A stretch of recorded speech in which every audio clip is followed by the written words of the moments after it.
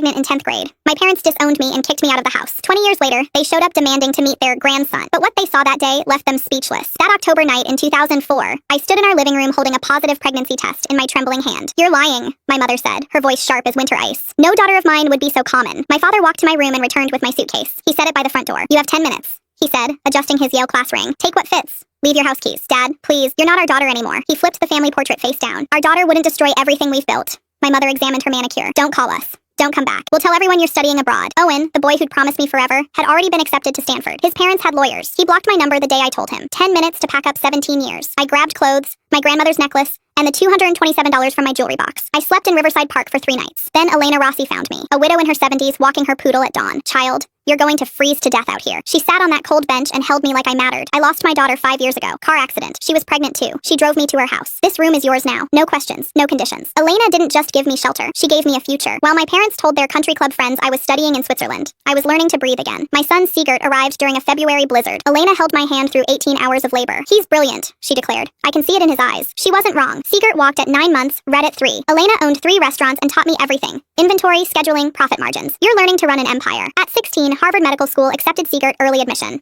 At 20, he became the youngest chief of cardiac surgery in state history. That's when the Springfield Gazette ran the headline with his photo, using my maiden name, Dr. Sigurd Harrison. Within hours, my mother's voice after 2 decades. "Olivia, we need to discuss our grandson. Not your son, our grandson." Like property they'd suddenly remembered. They started sending expensive gifts to the hospital. A Rolex, a Mont Blanc pen. Each card, "Your loving grandparents." They hired a private investigator to follow Sigurd. They approached him at a coffee shop. "You look just like your grandfather," my mother said, blocking his path. Sigurd called me immediately. "Some woman claiming to be my grandmother just ambushed me. Should I call security?" "Yes, always." What my parents didn't know was that Elena had prepared for this. Her will contained provisions about biological family members who previously abandoned me or Sigurd. When my parents kicked me out, they didn't just disown me. They legally signed away all parental rights, including to any future grandchildren. Permanent and irreversible. We invited them to the Springfield Memorial Annual Gala, where Sigurd was giving the keynote. 500 guests. Full media coverage. 20 years ago, Sigurd said from the podium, a 17-year-old girl was thrown out of her home for getting pregnant. Then Elena Rossi found her, a widow who proved that love isn't about blood, it's about showing up. My parents sat at table 1, smiling, assuming he meant them. Everything I am, I owe to 2 women. My mother, who sacrificed everything,